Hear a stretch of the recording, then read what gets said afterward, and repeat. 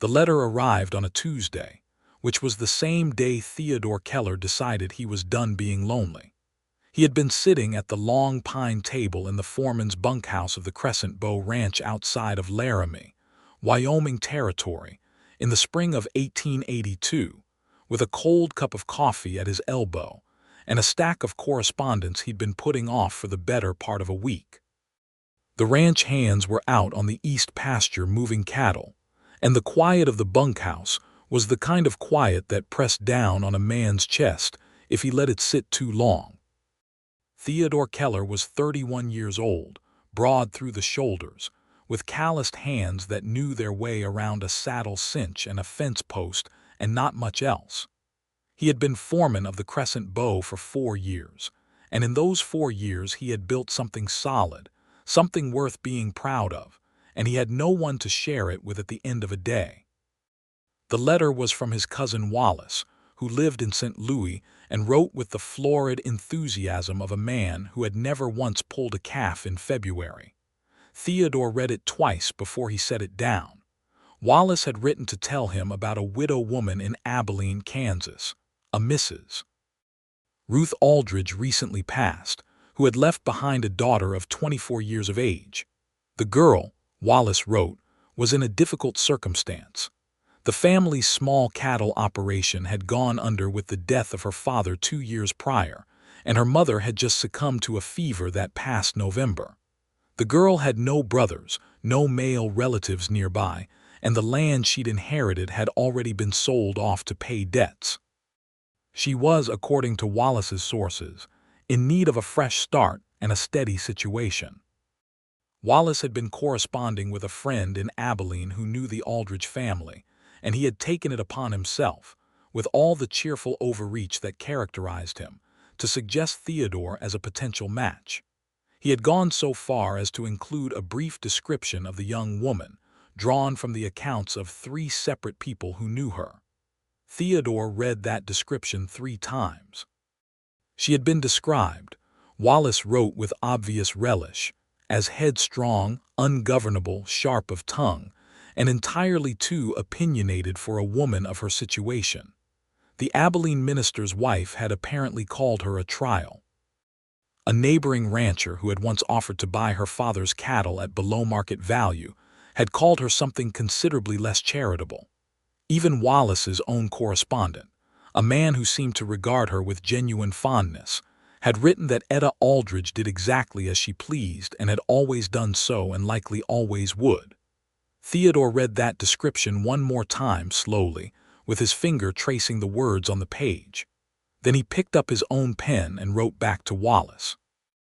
He said that headstrong and ungovernable sounded to him like exactly the qualities he looked for in a ranch foreman, and that if the woman had survived 2 years of running a failing cattle operation alongside a grieving mother without losing her mind or her backbone, then she was probably more capable than 3/4 of the men he had hired over the years. He said he was interested in corresponding with her, if she was willing, and that Wallace should convey that interest with the understanding that Theodore was not in the habit of telling a woman what to do and did not intend to start. He sent the letter before he could talk himself out of it. He did not hear back for 3 weeks, which were among the longer 3 weeks of his life, though he would not have admitted that to anyone on the ranch.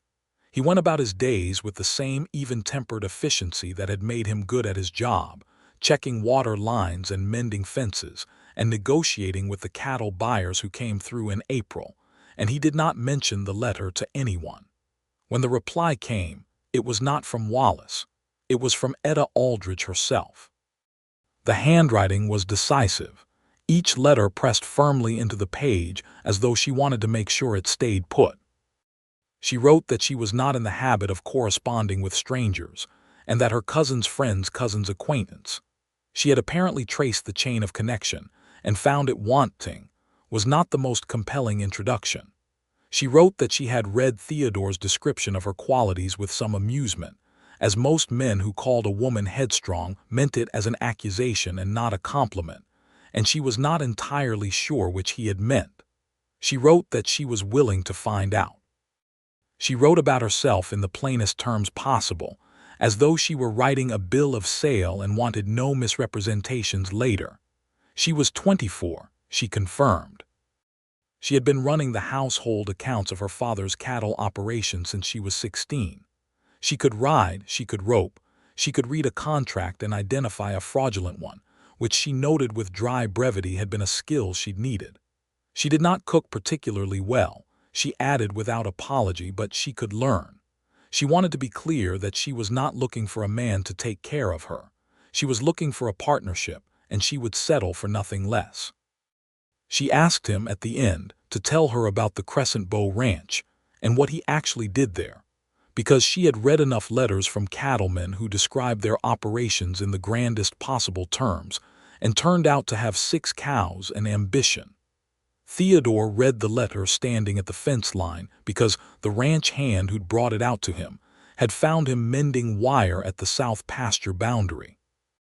He read it twice, standing in the April wind with the cattle moving slowly in the background and the mountains pale and cold to the west.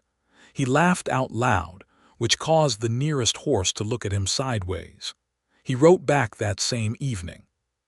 He told her the truth about the Crescent Bow, which was that it ran about 400 head of cattle and employed 12 men, that it was owned by a man named Harlan Briggs, who spent most of his time in Denver and trusted Theodore to run it competently, which Theodore did. He told her the bunkhouse was small, and the main house was adequate but not grand, and that the Wyoming winters would make an Abilene winter feel like a mild autumn. He told her the work was hard and constant, and that there was always more of it than there were hours in the day. He also told her that he had read her letter 4 times, which was more than he had read anything in recent memory, and that he had laughed at the part about 6 cows and ambition, which was not a thing he did often. He did not tell her he was already half in love with the handwriting. They wrote back and forth through April and into May, the letters growing longer and more candid with each exchange.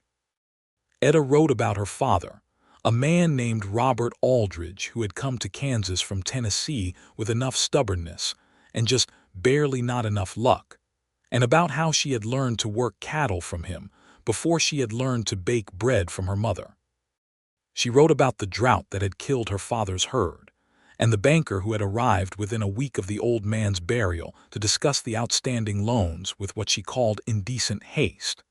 She wrote about sitting up through 3 nights of fever with her mother the previous November, holding her hand and reading to her from the Bible, because it was what her mother wanted, even though Etta herself had a complicated relationship with organized religion that she did not elaborate on at that time. Theodore wrote about coming to Wyoming at 22 with a horse, a saddle, and a letter of introduction to a rancher in Cheyenne who turned out to have died the previous winter. He wrote about working his way up through 3 different outfits, learning the country and the cattle, and the particular kind of patience that the land required of the people who tried to make their living from it. He wrote about the year he had nearly lost his right hand in a roping accident and the long winter of recovery that had followed, during which he had read every book in the bunkhouse twice and started writing in a journal that he still kept, though he mentioned this with some embarrassment and said he did not know why he had told her that. Etta wrote back that she thought it was the most interesting thing he had told her yet, and asked what he wrote in it. He wrote back that he would tell her when he could say it to her face, which was as close to a declaration as he had gotten in 31 years of being relatively close-mouthed about his interior life. By June, they had agreed on terms. The word terms was Etta's, and Theodore respected it. She would come to Laramie in July. They would spend a period of time, she suggested 2 weeks. He agreed, working together on the ranch so that she could see the operation and make her own judgment about whether the situation suited her. If it did, and if Theodore was amenable, they would marry. If it did not, she would return to Abilene and he would not hold it against her. Theodore agreed to all of it without hesitation, which surprised him a little. He spent the weeks before her arrival doing something he had not done since Harlan Briggs had hired him 4 years ago, which was noticing, with fresh eyes, the condition of the things around him. He had the main house cleaned and made sure the parlor window that had stuck for 2 years was unstuck. He ordered a new mattress for the spare room from the dry goods in Laramie proper, because the old one had a spring that emerged from the ticking at unpredictable intervals. He mentioned none of this to any of the ranch hands, but they noticed anyway because ranch hands always did, and there was a week of significant smirking that Theodore chose to ignore. His most senior hand, a weathered man of 50 named Cobb Hadley, who had been on the Crescent Bow longer than Theodore himself, came to find him one evening as Theodore was whitewashing the fence posts along the main gate. Cobb leaned against a post and watched him for a while without speaking, which was his way. "You are whitewashing fence posts," Cobb said finally. "Observant of you," Theodore said. "You have never whitewashed fence posts in 4 years. They needed it. They needed it 3 years ago." Theodore kept painting. Cobb kept watching. "She must be something," Cobb said. "I have not met her yet," Theodore said. "You whitewashing fence posts over a woman you ain't met yet," Cobb said, with a gravity that indicated he understood this to be significant information. Theodore said nothing, but he could feel the older man grinning at him in the fading light, and he did not particularly mind. The stage from Cheyenne came through Laramie on a Wednesday, and Theodore was at the depot an hour early, which was not something he would have admitted to either. He stood with his hat in his hands and watched the stage come in from the east, the dust rising behind it in the gold afternoon light, and he tried to compose himself into something that resembled his usual manner, which was steady and unhurried and not prone to visible nervousness. The stage stopped. The driver came down from the box. The door opened. The first person out was a traveling salesman with a sample case. The second was an elderly woman in black. The third was Etta Aldridge. He knew her at once, though he would not have been able to say how, since they had exchanged no photographs and her letters had not described her physical person. She stepped down from the stage with the particular manner of someone who had spent the last 3 days in an uncomfortable seat and was done sitting quietly. She was of medium height, lean in the way of people who worked hard, with dark brown hair pinned up under a straw hat that had seen better days and a traveling dress the color of dried sage that had dust on the hem from the road. She had a worn leather satchel over one shoulder and a larger carpet bag that she passed to the driver to retrieve from the luggage rack without looking to see if he would do it, because she was already looking around the depot in the direct, evaluating way of someone taking stock of a new situation. Her eyes found Theodore. He was, he thought, probably obvious. He was standing apart from the other people at the depot. He was holding his hat with both hands in a way he had not intended, and he became aware of slightly too late smiling. Etta Aldridge looked at him for a moment, then walked toward him with a stride that was not tentative in any direction. "Theodore Keller," she said. It was not a question.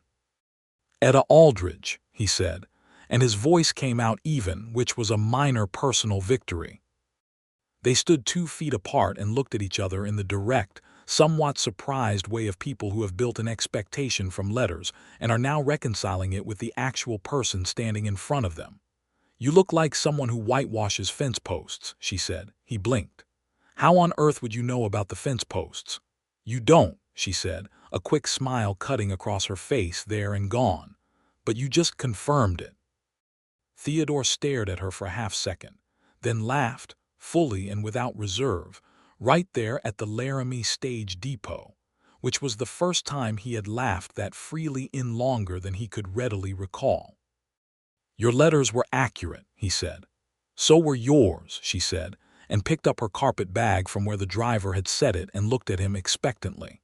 He took the bag from her, not because she couldn't carry it, but because he wanted to do something with his hands, and led her to the wagon. The drive out to the Crescent Bow took about 40 minutes, and they talked the entire way, picking up the conversation that had been conducted through the Postal Service as though there had been no interruption. She asked specific, practical questions about the ranch, and he answered them specifically and practically, and somewhere in the middle of discussing the mechanics of the cattle operations annual schedule, he became aware that he was already completely at ease with her, which was not something he had expected to happen quite this fast. She asked about the men. 12 hands, he said. Cobb Hadley's been here the longest, 15 years. The youngest is a boy named Amos Prescott, 18 this past March. Good instincts with horses. Do they know why I am here? They know someone is coming, he said. The whitewashing gave me away. She looked at him sideways. You actually did whitewash fence posts. The front gate posts, he said. They needed it. 3 years ago by the sound of your voice. He looked at the road ahead. Approximately. She was quiet for a moment, watching the landscape, which was rolling and wide and particular in the way of Wyoming Territory. The Laramie Range rose to the west, still with snow on the upper reaches even in July, and the sky above them was the aggressive blue of high country in summer. It's beautiful, she said, without inflection, as though she was noting a fact. It grows on you, he said. Or it doesn't. Some people look at all that space and feel free. Some look at it and feel buried. I was never much for feeling buried, she said. I know, he said. That was in the letters too. She smiled at that, a small private smile that she directed toward the mountains, and Theodore filed it away as the first piece of evidence toward a conclusion he was already forming. The crescent bow spread out before them as they came over the last rise. The main house and outbuildings gathered against a low hill with Lodgepole Creek cutting through the south pasture. It was a working ranch, honest and unadorned, with nothing about it that was for appearance only. The corrals were solid. The barn was large and practical. The bunkhouse sat at a respectful distance from the main house. The cattle were visible in the east pasture, moving slowly in the evening light. Etta looked at it all and said nothing for a long moment. It's a real operation, she said finally. I told you it was. Men tell me a lot of things, she said. The telling and the being are two different animals. Cobb Hadley was sitting on the bunkhouse steps when they pulled in, with the elaborate casualness of a man who had positioned himself there on purpose. He stood as they came to a stop at the main house, and Theodore introduced him. Cobb took off his hat, which he did not do for many people. Ma'am, he said. Etta shook his hand, which was not something Cobb had expected, judging by the brief widening of his eyes. She shook it firmly, the way a business partner would. I've heard about you, she said. Theodore says you've been here 15 years. Yes, ma'am. Then you know where everything actually is, she said, as opposed to where it's supposed to be. I'd appreciate a full tour of the operation tomorrow if you're willing. Cobb looked at her, then at Theodore, then back at her. Yes, ma'am, he said again, but this time with a warmth in it that meant something different. Theodore showed her the main house, which had 3 rooms and a lean-to kitchen, and the spare room that was hers for the duration of whatever this turned out to be. The mattress was new, though he did not mention this. The room was clean and had a window that looked out toward the creek. She set her bag on the floor and looked around the room and then at him, standing in the doorway. Thank you for the honest letters, she said. Thank you for the same, he said. I think this place is what you said it was, she told him. I tried to make sure it would be. She nodded, and there was a quality to the silence between them that was not uncomfortable but rather full, the way a room feels when it's been well and properly occupied. Good night, Theodore, she said. Good night, Etta, he said, and went back to the bunkhouse, and lay awake for a long time, not feeling at all like a man who had known the woman next door for less than a day. The first morning she was up before him, which he discovered when he came out of the bunkhouse at 5 in the morning, to find her already at the corral, studying his horses, with the focused attention of someone who knew what she was looking for.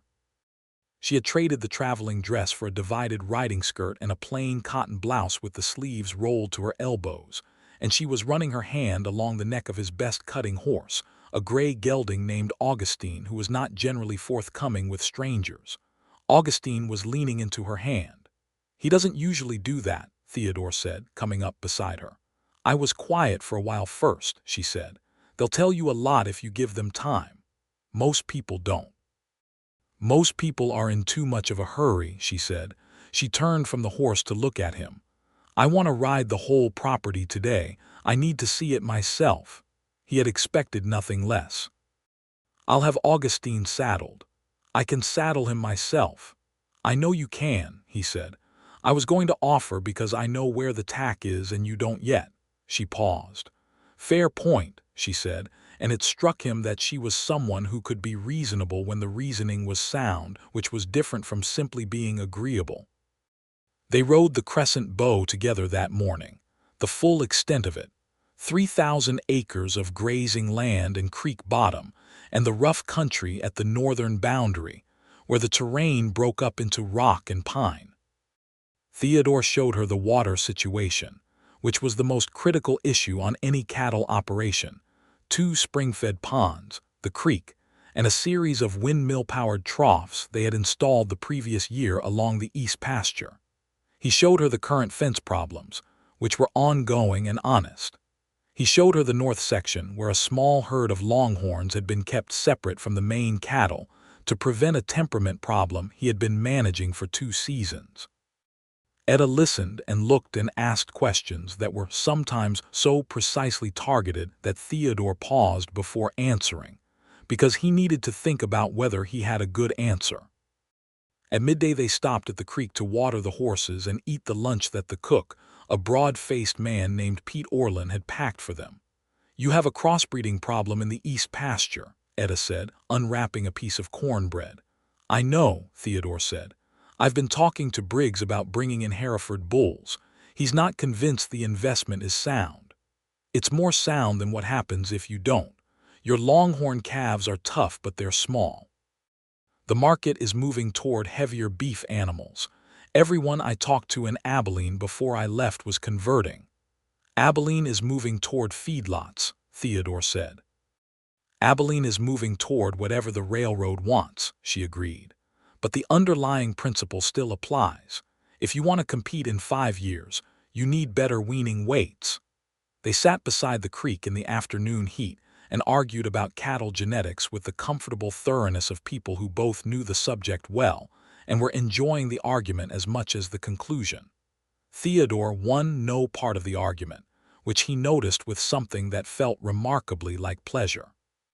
By the end of the first week, Etta had introduced herself to all 12 hands by name, had already found and corrected a bookkeeping discrepancy in the supply accounts that had been costing the ranch approximately $12 a month, had ridden every section of the property twice, and had gotten the stuck corral gate to open without force by the simple expedient of identifying which hinge was bent and straightening it with a piece of iron rod and a rock. She had also, without making any announcement of the fact, begun making herself genuinely useful in ways that integrated naturally with the existing operation. She helped with the morning feeding without being asked. She sat in when Theodore met with a cattle buyer who came through on Thursday, and at one point quietly interjected a question about the quality grade specification in the proposed contract that caused the buyer to recalculate his offer by 8 cents per hundredweight. Theodore signed the revised contract and said nothing about it in front of the buyer, but after the man had ridden out he turned to Etta and said, "Where did you learn to read a cattle contract like that?" "My father," she said. "He trusted too many people. I decided early on that I wouldn't. That buyer's been doing business with this ranch for 2 years. Which means nobody's checked his math in 2 years," she said without heat. "Check it going forward and see what you find." Theodore checked it going forward and found that the Crescent Bow had been losing a modest but consistent sum for exactly 2 years. He told Cobb about it at the end of that week, standing by the barn in the evening. Cobb was quiet for a moment, then said, "She's staying." "I don't know yet," Theodore said. "If she leaves," Cobb said, "you should go after her." This was more words than Cobb Hadley typically deployed on personal matters, and Theodore gave it the weight it deserved. It was in the second week that things shifted between them. The shift was not dramatic. It happened the way weather changes in the mountains, gradually, then all at once, and by the time you noticed it, the new condition had already settled in completely. It happened partly because of a thunderstorm on a Tuesday evening that caught them both at the north fence while they were checking the repair Theodore had done that afternoon. The storm came over the mountains with the speed and intention that summer storms in Wyoming are known for, and they had barely gotten the horses back to the shelter of a rock overhang before the sky opened completely. They stood shoulder to shoulder under the overhang, with the rain coming down in sheets and the lightning making the mountains brilliant and strange. And they were both thoroughly wet already, and there was nothing to do about that. And somehow the impracticality of the situation made all the careful formal distance of the past 2 weeks feel suddenly unnecessary. "I hate being cold when it's July," Etta said, wrapping her arms around herself. Theodore took off his coat and put it around her shoulders without thinking about whether it was appropriate, because she was shivering and the coat was warm, and she took it without protest, which he also noticed. "Tell me what you wrote in the journal," she said. He looked at the rain. "I told you I'd say it to your face.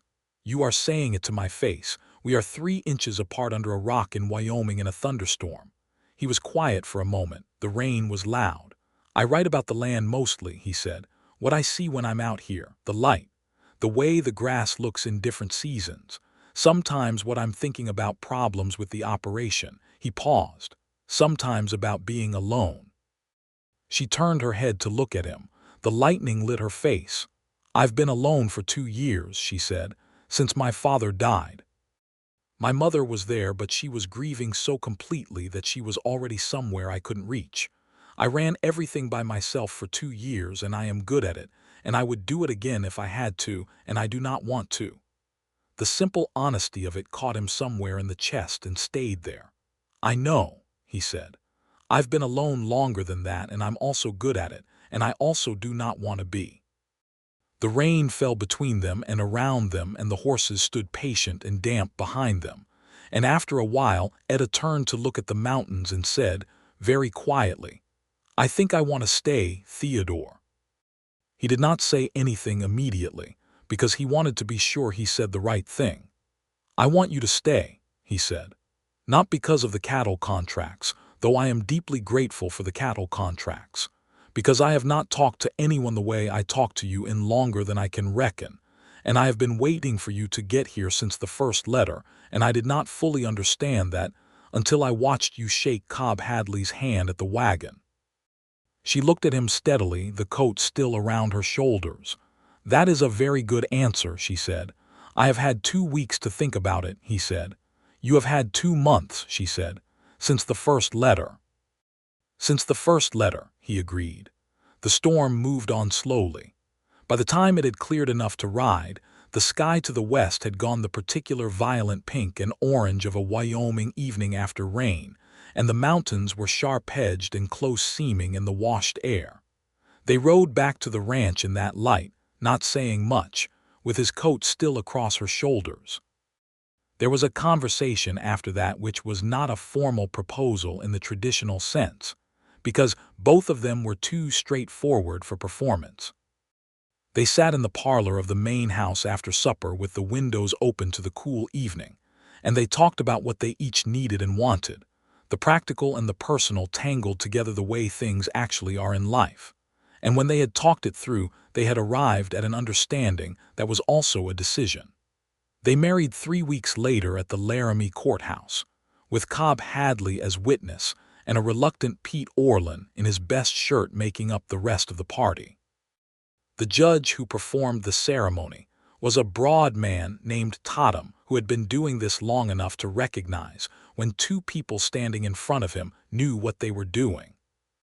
Etta wore a blue dress that she had made herself over the preceding week from fabric bought at the dry goods, because she said she was not getting married in a traveling dress, and she was not spending money on something she would wear once. She looked, Theodore thought, like the landscape looked after a storm, clear and vivid and entirely herself. He told her so in those words, and she looked at him with an expression that was not quite a smile but was something warmer. "You are going to say things like that to me," she said, "and I am going to have to revise my previous opinion of you, which was that you were entirely sensible and practical." "I contain multitudes," he said. "Apparently," she said, and took his hand, and they walked into the courthouse. The early months of their marriage were not uncomplicated, because two people of strong character living and working together on a working cattle ranch in Wyoming Territory in 1882 were not going to sail through the adjustment without any friction, and neither of them would have respected a version of the arrangement that required no navigation. The first real disagreement came in September, when Theodore was planning the fall cattle drive to the railhead at Cheyenne and presented his plan to Etta as a plan rather than as a discussion, which was not his usual manner but which happened because he had spent 4 years making these decisions independently, and the habit ran deep. Etta listened to the full plan and then looked at him. "You are telling me what you decided," she said. "I am," he said, and heard himself as he said it and understood immediately what the problem was. She did not become loud or dramatic. She simply waited. "I should have asked what you thought first," he said. "You should have," she agreed. "What do you think?" "I think the timing is right and the route is sensible," she said. "I think you should add the Henderson pasture cattle to the count because the grass there won't last past October. I also think you should take Amos on the drive because he's ready and Cobb thinks so too." All three of these points were sound, and Theodore said so. He incorporated them into the plan. They did not have another conversation where he presented decisions rather than consultations. The thing about Etta Aldridge, who was now Etta Keller, though she kept both names in use with the same practical efficiency she applied to everything, was that her so-called ungovernable nature was nothing of the kind, understood correctly. She was not ungovernable. She was self-governing, which was a different thing entirely, and the distinction was one that mattered very much. She governed herself by internal principles that were consistent and thoughtful, and she required only that the external circumstances in which she lived respect those principles. Theodore, who had spent 4 years as a foreman of human beings and understood the difference between someone who resisted direction because they were contrary and someone who resisted direction because they had better ideas, understood this about her quickly and completely. In exchange, she understood things about him that he had not known he was showing, because he had not had anyone watching carefully enough to notice. She understood that his steadiness was not lack of feeling, but rather a practiced containment of it, and she understood that when he went quiet it was usually because something was troubling him and he was working it out, and she learned to give him the working out time without filling it with noise. They worked the fall cattle drive together, which was not the traditional arrangement and caused some raised eyebrows in Cheyenne, but the cattle were sold at a good price, and the accounts closed well, and by the time they rode back to Laramie in November, Theodore had started the conversation with Harlan Briggs about the Hereford bulls that Etta had argued for in July. Briggs came out to the Crescent Bow in November to see what the new foreman arrangement looked like in practice, because he had heard, through the various channels by which things were heard in Wyoming Territory, that his foreman had married a woman who was running his cattle operation alongside him, and he had opinions about this that he came prepared to express. He was a stout man in his early 50s with the unhurried confidence of someone who had made his money far enough back that it had settled comfortably on him. He came in from Denver on the stage, and Theodore met him at the depot, and on the drive out to the ranch, he explained the situation in straightforward terms. "She is my wife and she is my partner," he said. "She has already recovered more money in 2 months than her presence will cost in any foreseeable measure. The operation is running better than it was." "I've heard that," Briggs said carefully. "Then you've heard correctly." Briggs met Etta at supper that evening. She had cooked, which she had been doing with improving results since Pete Orland had, at her suggestion, written out the recipes he kept in his head so that she could follow them when she chose to. The meal was good venison with onions and cornbread and dried apple pie, and the conversation at the table was about cattle and land, and the direction of the Wyoming cattle market, and the coming railroad expansion, all of which Etta engaged in with a directness that Briggs initially seemed uncertain about, and then, gradually, began to engage with equally. By the end of the evening, Harlan Briggs had approved the Hereford bull purchase, authorized a fence expansion on the north section that Theodore had been requesting for 2 years, and expressed the view that whatever Theodore was paying the cook, he was underpaying. "The cook didn't make the pie," Theodore said. Briggs looked at Etta. "You should be running cattle," he said to her. "I am running cattle," she said pleasantly. "Your cattle," he laughed, which from Harlan Briggs was the equivalent of a standing ovation. On his way out the next morning, Briggs pulled Theodore aside at the wagon. "Every letter I got about your wife before she arrived," he said, "described her as difficult." "I know," Theodore said. "I got those letters." "How did you decide to bring her out here?" Theodore considered this for a moment. "Sounded like a ranch foreman to me," he said. Briggs shook his head slowly, smiling. "That's either very smart or very lucky." "I try to aim for smart," Theodore said, "and I'll take the luck alongside." Winter came to the Crescent Bow in November with its full Wyoming force, and the work of a winter on a working cattle range was different in character from the work of other seasons, but no less demanding. The cold brought its own challenges: frozen troughs, feed management, cattle that needed watching in the big storms that came down from the north. Theodore and Etta worked through it together, and the winter had the quality of something settling and deepening, the way roots go down in the cold rather than up. In the evenings, when the work was done and the range was quiet outside the frosted windows, they sat by the fire in the parlor, and Theodore read aloud from the books he had accumulated over the years: history, mostly, and sometimes natural philosophy, and occasionally the poetry that he kept at the back of the shelf and had never admitted to before. And Etta listened and sometimes argued with the text, which she held to the same standard of accuracy she held everything else. One evening in December, she pulled out the journal he had mentioned in the letters and read a passage from it without asking permission, because she had found it sitting open on the table where he'd left it, which she took as an invitation.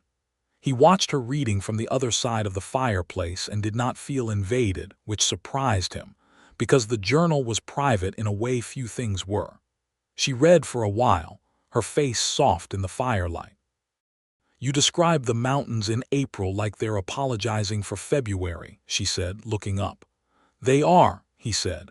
"I agree," she said, and set the journal back where she'd found it and picked up her mending.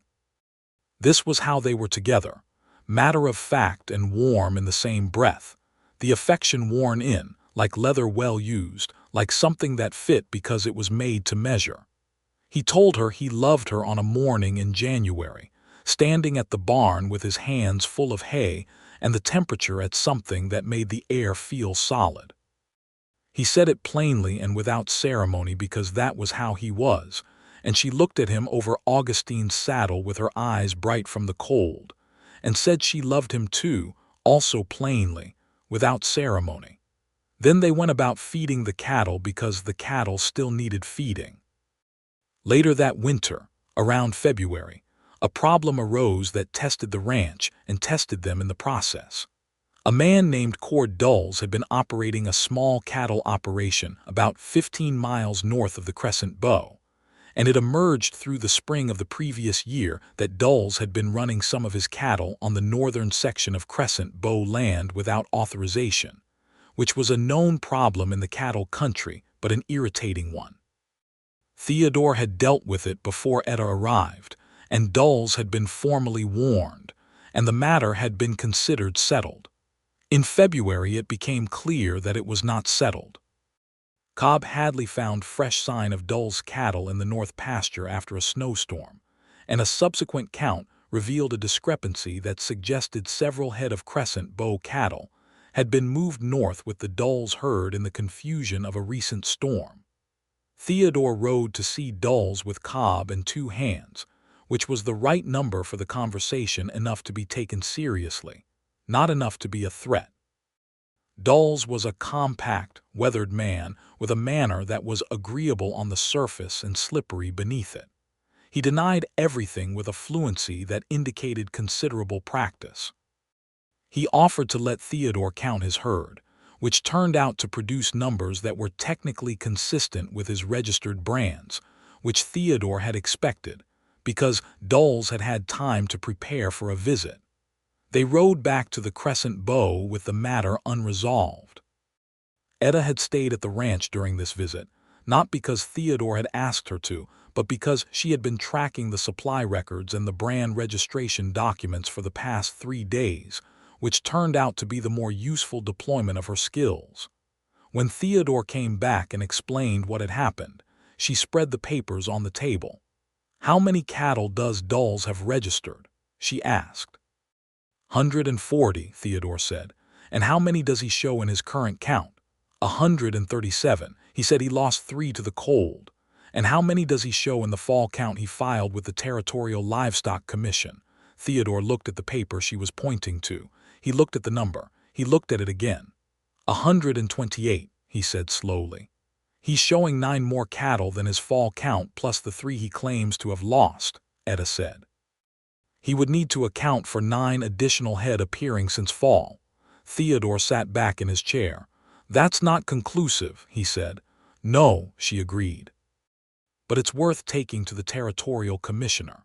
Combined with the grazing evidence Cobb documented, it's enough to open an investigation." It was enough. Theodore filed the paperwork with the Livestock Commission in Laramie, and the investigation found, over the course of 3 spring months, that Cord Dulles had been incorporating stray and neighboring cattle into his herd with a casual disregard for ownership that stretched back several years. The commission recovered 14 cattle that could be identified as crescent bow animals based on secondary markings, though not all of the discrepancy could be proven to that standard. Dulles lost his grazing rights and paid a fine and moved his operation further north, where he presumably found other neighbors to trouble. Theodore thanked Etta for the documents over supper on the evening the commissioner had sent the final ruling, and she said he was welcome in the direct way she said most things. And Pete Orland, who was serving at the table, observed this exchange with the expression of a man who had seen it all before and had not ever actually seen it before. By the following summer, which was the summer of 1883, the Crescent Bow had integrated the Hereford bulls and was beginning to see the improvement in calf weights that Etta had predicted. Theodore had presented the breeding data to Harlan Briggs in the spring, and Briggs had authorized 2 additional bulls for the fall season, and there had been a letter from Briggs in June that said, among other business matters, that he thought the Crescent Bow was the best managed operation in the territory, and he attributed this to what he called Keller's good sense in hiring from within. Theodore read this letter aloud to Etta, who listened with her arms crossed and her head tilted. "He thinks I work for you," she said. "In his understanding of the world, yes. His understanding of the world is imprecise. Most people's understandings are," Theodore said. "What matters is the outcome." "The outcome," she said, "is that you got credit for my cattle genetics argument." "The outcome," he said, "is that we have better cattle, more money, and a letter from the owner saying the ranch is well managed, which means our position here is secure." She considered this. "I accept the outcome," she said, "while maintaining my objection to the mechanism." "I would expect nothing less," he said, and she threw a dish towel at him, which he caught, and they were both laughing, and it was a good evening. It was also in that summer that Etta discovered she was pregnant. She told Theodore on an evening in June with the same directness with which she told him everything, but there was something underneath the directness that he heard because he had been learning her for a year and knew her voice. "Are you well?" he asked, which was not the first thing most men in his position would have asked, but it was the first thing he needed to know. "I'm well," she said. "I'm a little tired in the mornings. Pete Orland has noticed, and I have told him it is none of his business. He will deduce it regardless." "He already has," she said. "He has been putting ginger in my morning coffee for a week without saying anything. It is surprisingly effective." Theodore was quiet for a moment, processing.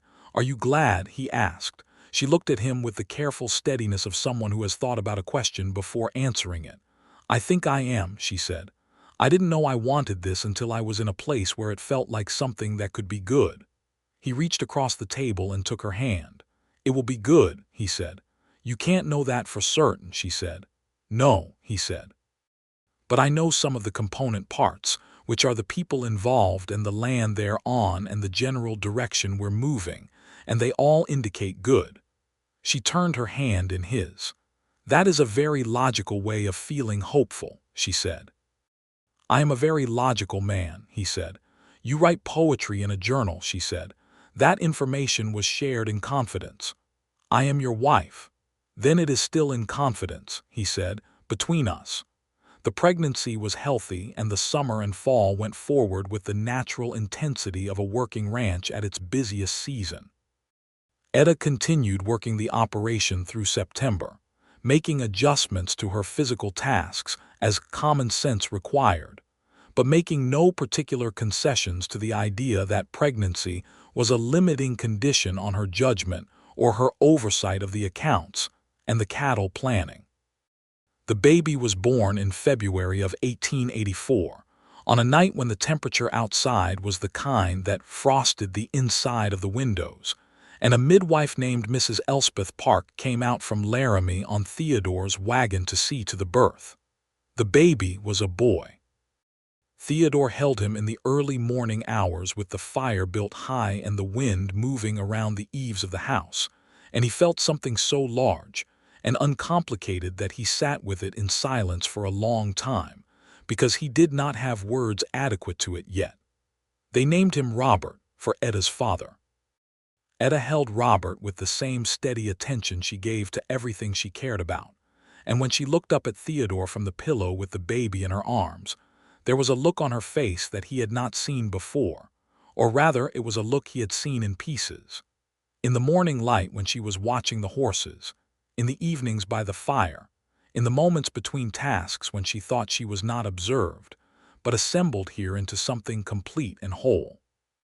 "Hello, Robert," she had said to the baby very quietly when she first held him. "I am not going to tell you what to do with your life, but I am going to have opinions about it." Theodore had laughed softly, and Robert had opened his eyes for the first time and looked at them both with the unfocused newborn gaze that somehow felt in that moment like recognition. Cobb Hadley came to the door in the morning and took his hat off and asked how they all were. "We are all well," Theodore said. "Come and meet Robert." Cobb came in and looked at the baby for a long moment with his hat in his hands. "Looks like trouble," he said, with great affection. "Accurate," Etta said from the bed. Robert Keller grew into a sturdy, curious child with his mother's dark hair, and his father's deliberate way of looking at things before he dealt with them. He was walking by the time the summer of 1884 turned to fall, and by the following spring he had developed the habit of toddling after his father on morning chores, with the concentrated seriousness of a junior partner still learning the business. The ranch grew. Theodore and Etta had a series of conversations with Harlan Briggs over the course of 1884 and into 1885 about the possibility of Theodore taking a partial ownership stake in the Crescent Bow, Briggs being in the process of consolidating his other business interests and looking to formalize the management arrangement that had developed naturally. The negotiations were extended and occasionally pointed, and Etta participated in all of them, which Briggs had long since accepted as the operating condition of doing business with Theodore. The final arrangement gave Theodore and Etta a 15% ownership stake in the Crescent Bow in exchange for a reduced management fee, the contract to run for 10 years with option to purchase additional stake thereafter. It was a good deal. It was a very good deal, and Etta had made it so by the patient and precise analysis she had brought to the negotiating table. The day the papers were signed, they were at the lawyer's office in Laramie, and afterward they walked out onto the main street of the town in the October sunlight with Robert on Theodore's hip and the papers in Etta's hand, and she looked at those papers for a long moment and then looked up at the sky. "My father spent 20 years working another man's land," she said. Theodore knew about Robert Aldridge, the man she had described in letters as stubborn and unlucky in equal measure. "He taught you how to read a cattle market," Theodore said. "He did," she said. "Among other things." "Among other things," he agreed. She folded the papers and put them in her bag and took his free arm, and they walked back to where the wagon was tied with the ownership papers and the small dusty boy and the mountains to the west in the clear October air. That was the fall. The winter that followed was one of the harder ones, the famous harsh winter of 1885 into 1886 that struck the northern plains with a severity that damaged cattlemen across Wyoming, Montana, and Dakota Territory. The Crescent Bow was not spared. No operation in the region was, but it was better prepared than most, because in the previous summer Etta had insisted on increasing the hay reserves beyond the standard calculation and Theodore had backed her on it. And the extra feed carried the herd through a February that killed cattle by the thousands across the territory. Their losses were 23 head, which was painful and real, but was a fraction of what operations around them suffered. When the spring count came in and the numbers were understood, Harlan Briggs rode out from Denver himself to look at the books, and he sat across from Theodore and Etta at the parlor table with the account spread between them, and he said nothing for a while. "How did you prepare for this?" he said. "Etta's calculation," Theodore said. Briggs looked at her. "I looked at the 3-year weather pattern and the grass condition in September and the cattle weight reports from Montana," she said. "The indicators pointed to a difficult winter. I did not know it would be this difficult, but I knew it would be above average." "Most people looked at the same information and didn't reach that conclusion," Briggs said. "Most people looked at the cost of the hay and stopped," she said, "without any particular satisfaction in being right, because 23 cattle were dead and there was nothing satisfying about that." Briggs was quiet for another moment. "I want to discuss the purchase option," he said. "I'd like to accelerate it."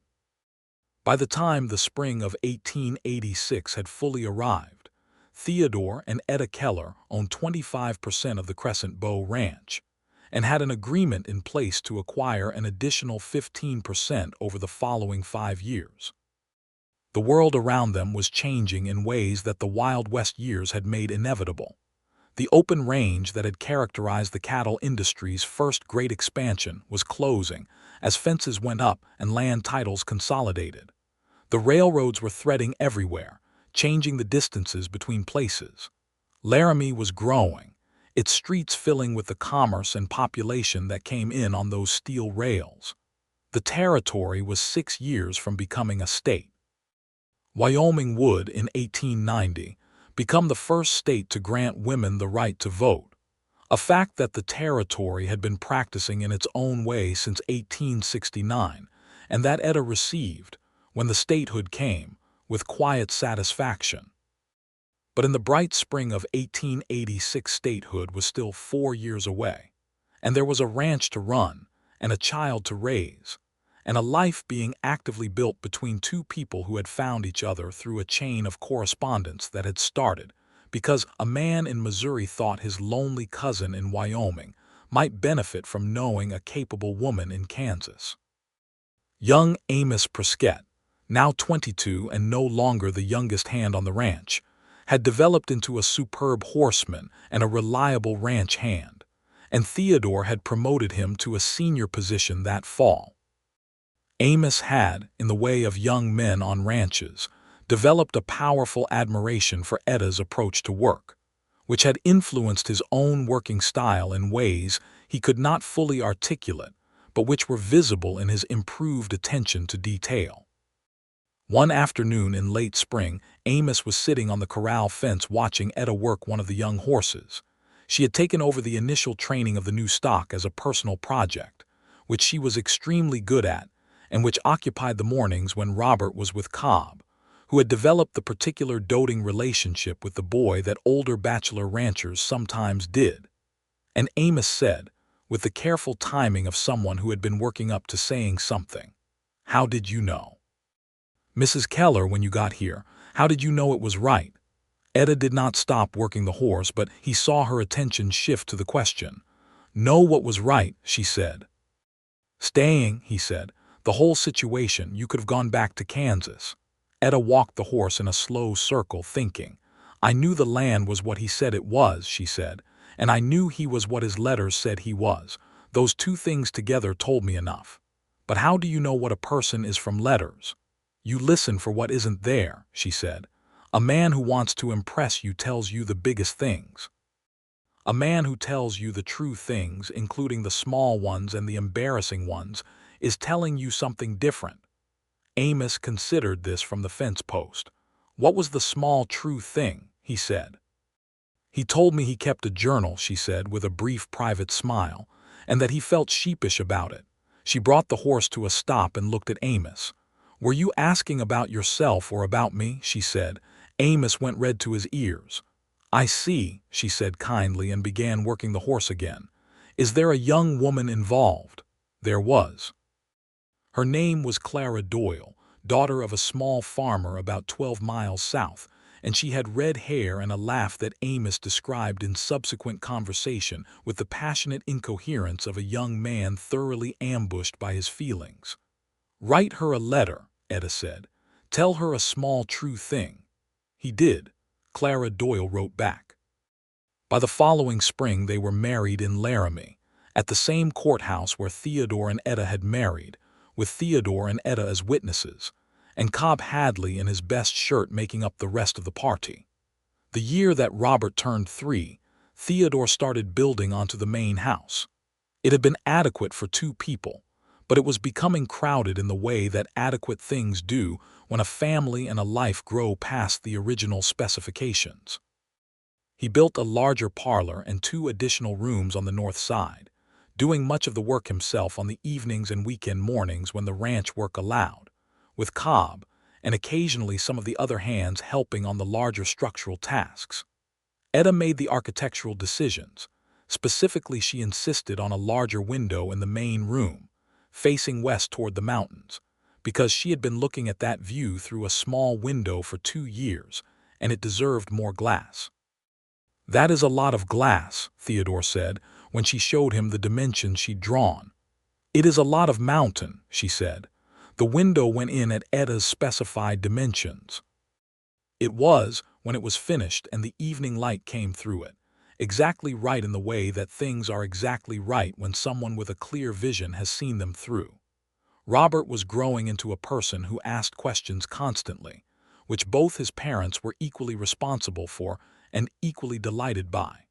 He could identify 6 species of prairie grass by the time he was 4, because Etta had made a game of it during their morning walks. He could count and track cattle in a small pen under supervision, because Theodore had started showing him how from the time he could stand at a fence rail. He had a favorite horse, a small gray mare he called Pearl because she was the color of something shiny to his 4-year-old eyes, and he fed her carrots from his own hand with a seriousness of purpose that made everyone who watched it soften immediately. By the summer of 1888, the Crescent Bow was one of the best-run cattle operations in Laramie County. The herd had grown to 650 head. The Hereford crossbreeding program had become a recognized local success, and the reputation of the ranch for sound management had begun to attract interest from neighboring smaller operations that were looking to sell or consolidate in the aftermath of the 1886 winter losses. Theodore and Etta had taken on an additional 1,500 acres to the east by lease, and negotiations were underway with Harlan Briggs for a direct purchase that would significantly expand the Crescent Bow's footprint. Etta was 30 years old that summer, and she was different in some ways from the 24-year-old woman who had stepped off a stage in Laramie 6 years ago. She was settled, which was not the same as soft. She was part of the land she lived on in the way that people who have worked a piece of ground for years become part of it, their understanding of it physical and particular and irreplaceable. She knew the water table under the south pasture and the angle of the snow on the north slopes, and the particular way the cattle moved in the east section when a storm was coming. She was also, in the private geography of their life together, happy in a way she had not fully expected, and had not let herself imagine when she had been alone in Abilene writing those first careful letters to a stranger in Wyoming. Theodore was 37, and the years of hard work had worn him into himself more completely. The way good tools are worn into usefulness, with nothing extraneous left. He was more certain about the things he loved and less patient with waste of any kind, including the waste of unhappiness in the face of a good life. He had stopped keeping the journal and had started telling Etta the things he had previously only written to himself, which made the journal unnecessary. One afternoon in August, they rode up to the north section together, without particular errand, which was a luxury that a well-running operation occasionally permitted. They stopped at the high point where the land fell away to the east, and the full spread of the crescent bow was visible below them. The creek and the pastures and the buildings gathered at the center of it. Theodore looked out at it for a long time. "My cousin Wallace wrote me a letter," he said. "I know you got it last week. He wants to take credit for all of this." "He should," Etta said. "If he hadn't written that letter, I wouldn't be here."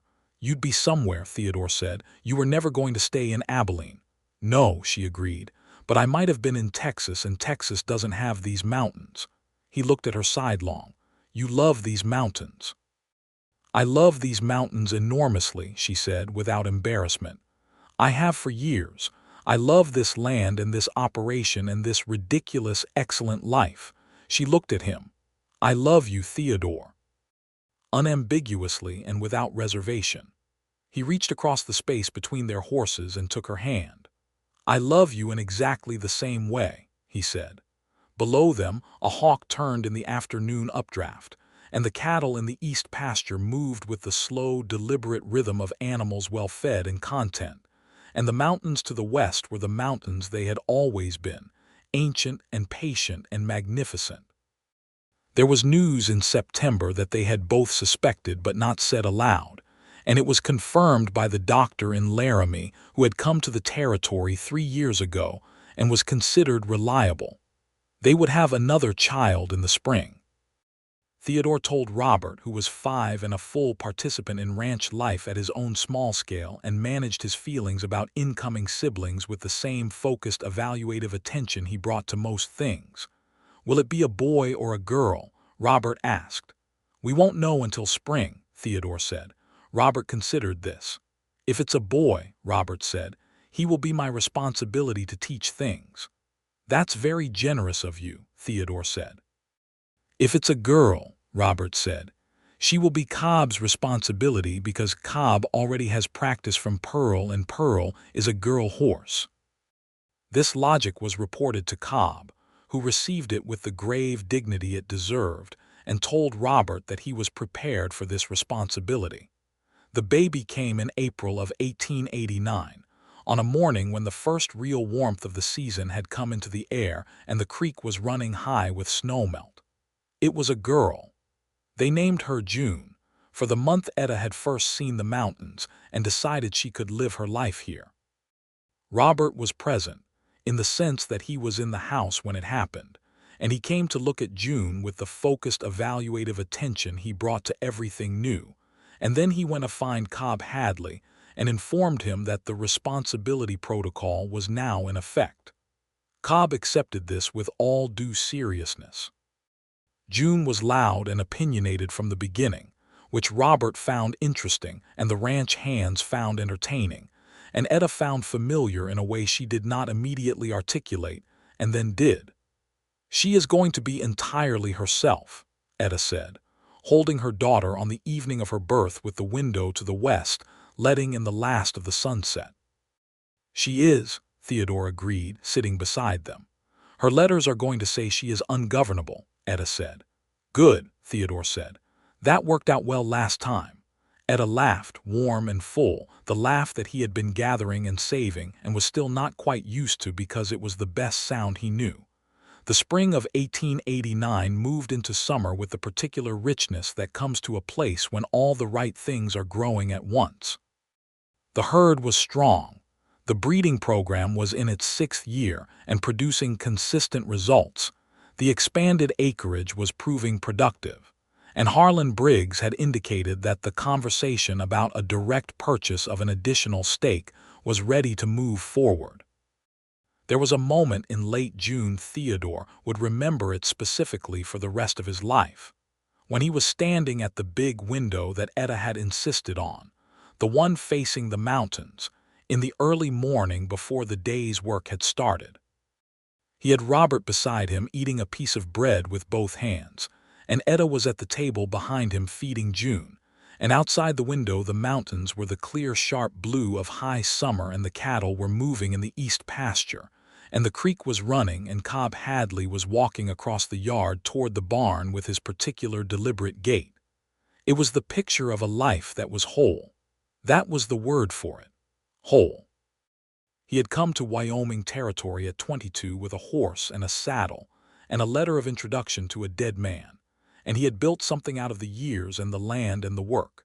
And then a woman had stepped off a stage in Laramie with dust on her hem and a direct gaze and shaken Cobb Hadley's hand like a business partner. And the something he had built had become, in the 6 years since, the truest version of itself. Robert looked up from his bread and pointed at the mountains. "Papa," he said with the certainty of a 6-year-old reporting an important fact, "the mountains are staying." "They are," Theodore said, "because they live here." "They do. We live here too," Robert said. "We do," Theodore said. Etta from the table said, "We absolutely do." And there was a warmth in it that traveled across the room and settled around them all like the morning light coming through the window, present and clear and belonging entirely to them. The years went on in the way that good years do, each one building on the last with the accumulating weight of a life being well lived.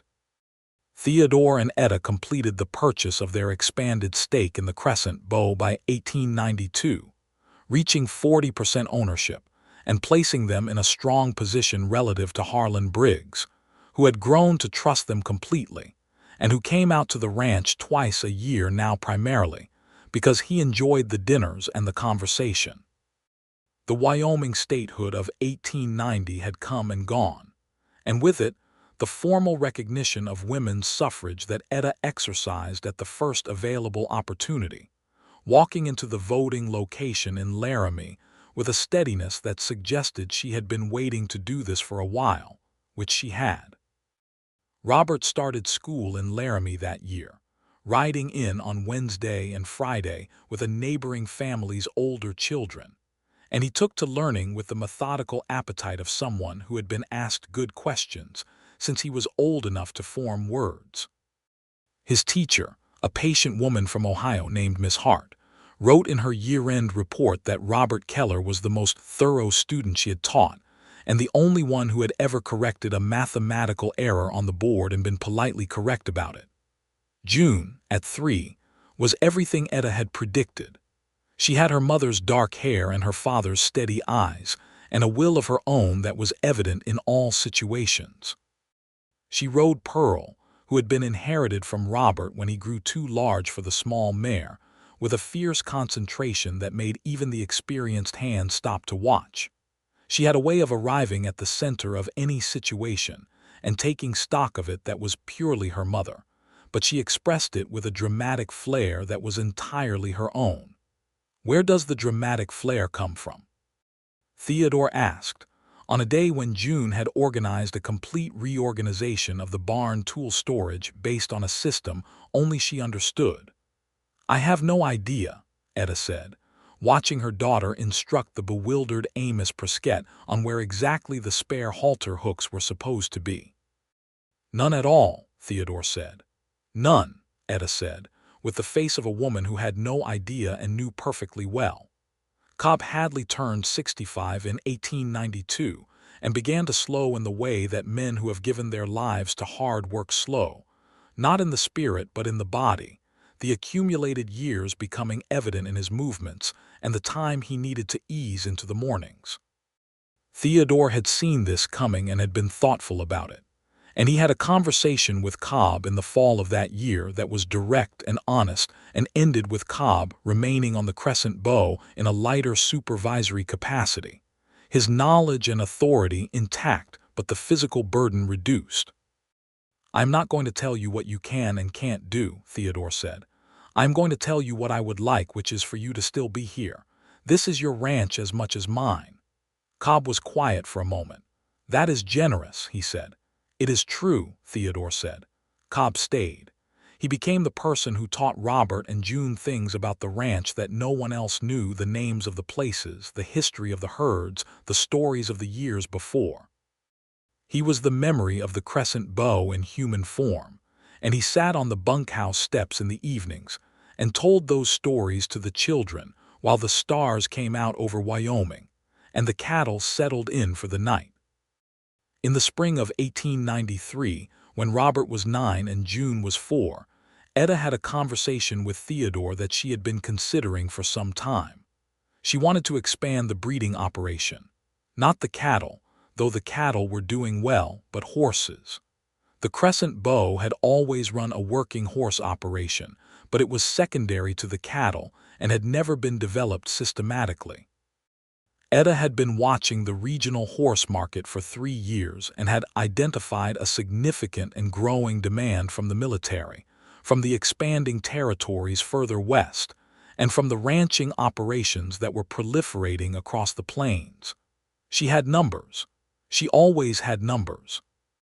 She presented them at the parlor table on an evening when the children were in bed and the ranch was quiet, and Theodore listened to the full presentation without interrupting, which was how he approached things Etta thought carefully enough about to present. When she finished, he was quiet for a moment. "How long have you been working on this?" he said. 3 years, she said. "You've been looking at the horse market for 3 years." "I've been looking at everything for 3 years, she said. "This is the opportunity I thought was solid enough to bring to you." He looked at the numbers, he looked at her, he looked at the numbers again.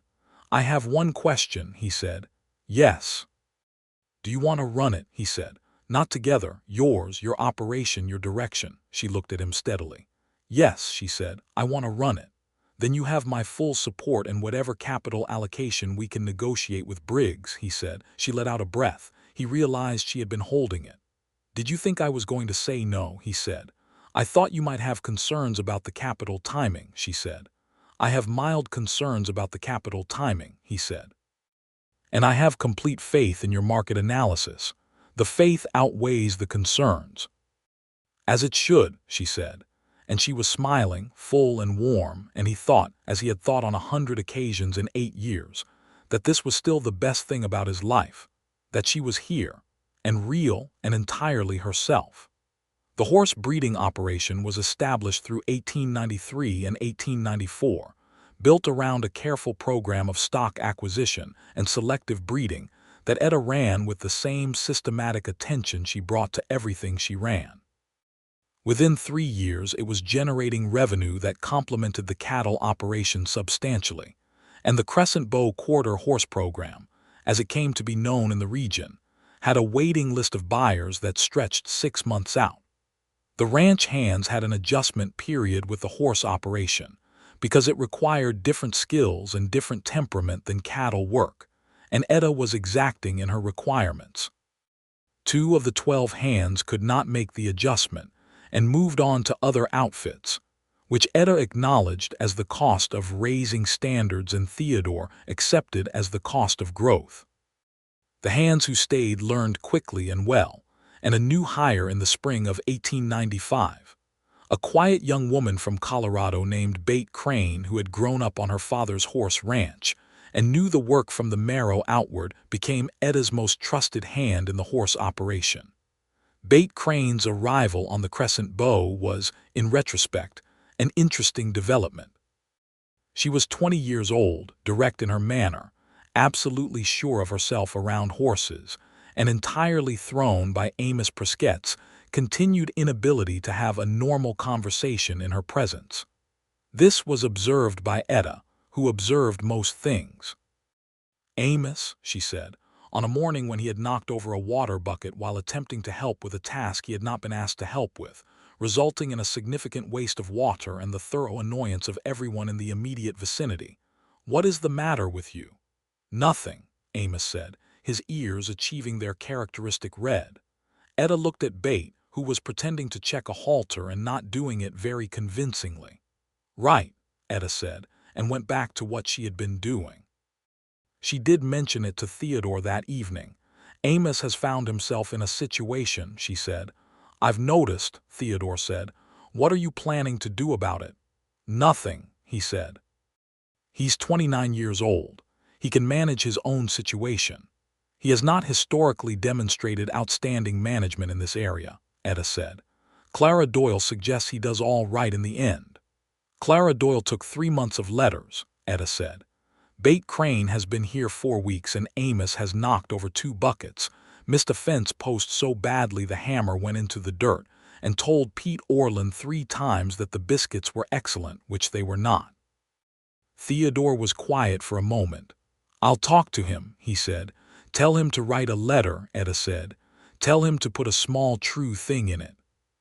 Theodore delivered this advice to Amos with the brevity it deserved, and Amos sat with it for 2 days and then wrote Bate Crane a letter, which he delivered by the entirely reasonable mechanism of leaving it on the tack room shelf where she would find it, since they lived on the same ranch and regular mail was not available at short range. The letter contained, by all subsequent accounts, several small true things, including one about the bucket incidents that was apparently both mortifying and endearing in equal measure. Bate Crane read the letter twice and then found Amos at the corral. "This is a good letter," she said. "Thank you," he said, with careful dignity. "Write another one," she said. "I will respond to this one first." She responded in a letter that was practical and honest and contained her own small true things, and the correspondence continued for 6 weeks in close geographic proximity, which everyone found amusing, until Amos proposed at the east fence line on a Tuesday morning, and Bates said yes before he had finished the sentence. They married that fall. Pete Orland made a genuinely excellent cake, his best, which Etta pointed out was the best possible response to the previous situation with the biscuits. The last years of the century came on with the weight of time that feels, in the living of it, like momentum. Robert turned 12 in 1896 and was spending more time in the active work of the ranch alongside his father, a development Theodore received with a quiet satisfaction that was almost too large to look at directly. The boy was good at this work in the same way Etta was good at things. Not because it was easy, but because he paid complete attention and was honest about what he did not know. June was 7 and wild in the best sense, charging around the ranch on Pearl with her hair coming out of its braids, and her opinions about everything delivered at full volume and without filter. She had started writing things down, not letters, but observations, small descriptions of the horses and the land and the people, filling the blank pages of a ledger book that Etta had given her because there was no other suitable paper. And Etta had read these observations without telling June she had done so, and had felt, reading them, the peculiar expansion of the heart that comes when you see your child doing the thing they were made for. She told Theodore about it that evening. "She writes about the mountains the way you do," Etta said, "like they're persons who have things to say. She gets that from her father," Theodore said. "She gets the volume from her mother." "She gets the volume from everyone," he said. "This ranch is not a quiet environment." "It never has been," Etta said, "and I would not change a thing about it." He looked at her in the firelight, at the woman he had been finding new things to love about for 14 years, who had arrived on a stage in Laramie with dust on her hem and had proceeded to improve every situation she found herself in. "Neither would I," he said. The turn of the century came on a clear December evening in 1899, and Theodore and Etta sat on the front porch of the expanded main house, the one with the big window facing west, which still had the best view of any window on the property, with coffee cups and the cold, clean air of a Wyoming winter around them, listening to the ranch settle into night. Robert was 15 and had been helping Cobb Hadley in the smaller livestock duties, taking on the older man's work piece by piece in the natural progression of things.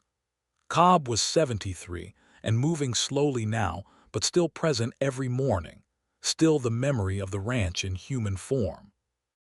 June was 10 and was, at this particular moment, inside the house filling a new ledger book with her ongoing record of the world as she found it, which was thorough, detailed, and occasionally punctuated with drawings that were better than they had any right to be.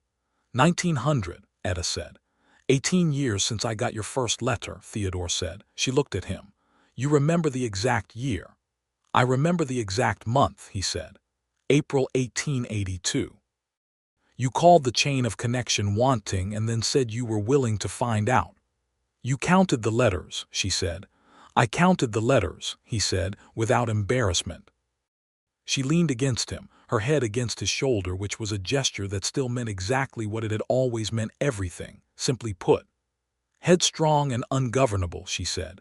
Sounded like a ranch foreman to me, he said. Still does. She laughed, warm in the cold air, and the ranch was quiet around them, and the mountains were dark shapes against the sky, and the stars over Wyoming were uncountable.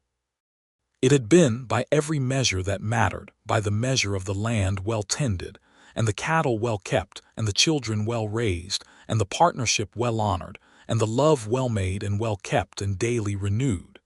It had been an extraordinary life, built from letters and directness, and the particular courage it takes to answer honestly when someone asks you who you are. Built from a woman who would not be diminished, and a man who never tried to diminish her.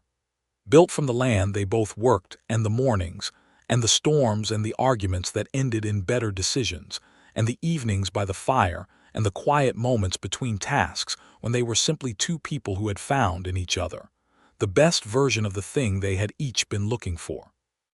In the spring of 1900, Cobb Hadley did not come out of the bunkhouse one morning, and when Theodore went to find him he was gone, peacefully in the night, at 73, with his hat on its hook by the door.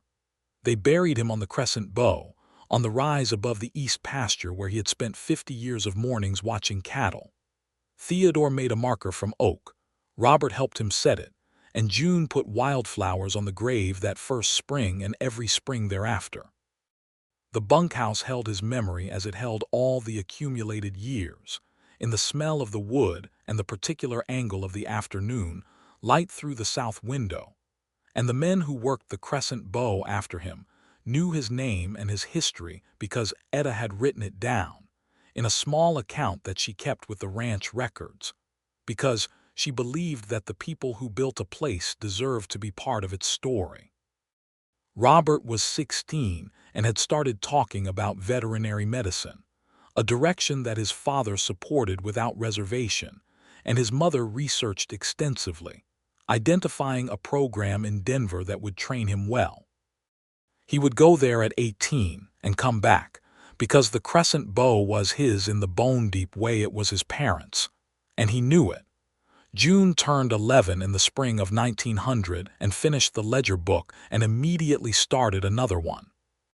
She had her mother's eyes and her father's patience, and a voice like a clear bell that carried across the east pasture, and increasingly, a set of opinions about the horse program that were so precisely observed that Etta had started writing them down in the horse operation records, because they were worth keeping.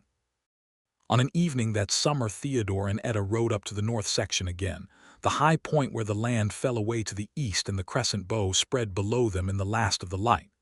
I want to write to Wallace, Etta said. Theodore looked at her. To thank him, he said. To tell him what his letter made, she said. Because I don't think he knows. He thinks he arranged a marriage. He doesn't know he built all this. Theodore looked out over the land that was partly theirs and wholly home. He'll be insufferable about it, he said. He already is, she said, but he deserves to be this once. She wrote the letter. Wallace wrote back at considerable length, and with the florid enthusiasm that had always characterized him. And the letter arrived in August, and they read it together at the parlor table while June drew horses on the back of an envelope and Robert ran through figures for a veterinary school application at the other end of the table, and the big window to the west showed the mountains going pink in the evening.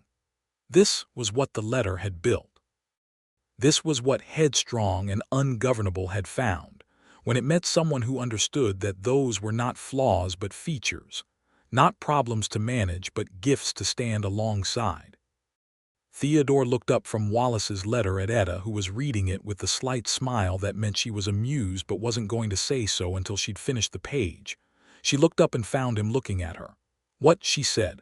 Nothing, he said. I was counting my blessings. All of them, she said. That will take a while. I have the time, he said. Outside the window, the mountains held the last of the light. The cattle moved in the east pasture. The horses were quiet in the barn. The creek ran over its stones in the dark of the south pasture, the way it had always run, the way it would go on running long after all of them, carrying the cold water down from the mountains and through the land they had made their lives upon.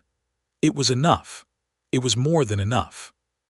It was the whole of a life, well and deliberately built, by two people who had found each other through the mail and had discovered in the finding that the descriptions were accurate and the land was real, and the love was the most exact and necessary thing either of them had ever done.